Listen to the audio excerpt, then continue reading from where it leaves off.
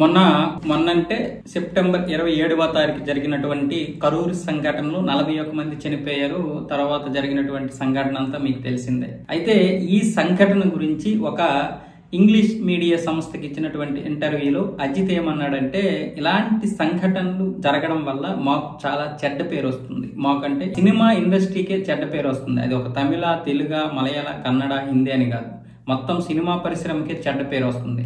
కొన్ని లక్షల మంది క్రికెట్ చూడడానికి వెళ్తే ఎటువంటి సంఘటనలా జరగడం లేదు, ఎటువంటి తొక్కిసలాట జరగడం లేదు. కానీ మరి సినిమా హాల్లో మాత్రం ఇలాంటివి జరుగుతున్నాయి. అలాగే సినిమా వాళ్ళ విషయంలో కూడా ఇలాంటి తొక్కిసలాటలు జరుగుతున్నాయి. కాబట్టి జాగ్రత్త వహించాల్సింది మనమే.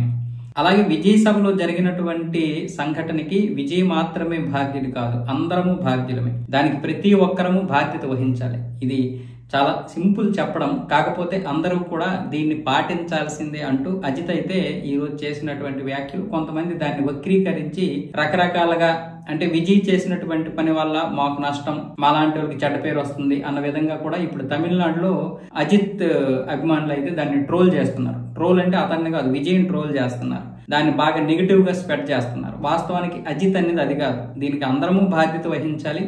ఇండస్ట్రీకి చెడ్డ పేరు వస్తుంది. మాకంటే ఇండస్ట్రీకి, సినిమా ఇండస్ట్రీకి చెడ్డ పేరు వస్తుంది అంటే దాన్ని ఇప్పుడు విజయ్ ఫ్యాన్స్ ఏమొచ్చేసి అజిత్ మీద ఫైర్ అయిపోతున్నారు, ఇలా చెబుతావా అంటూ. వాస్తవానికి ఆయన చెప్పింది కరెక్టే. అందరము బాధ్యత వహించాలి. ఇటు ప్రజలు కూడా సమన్వయంతో ఉండాలి.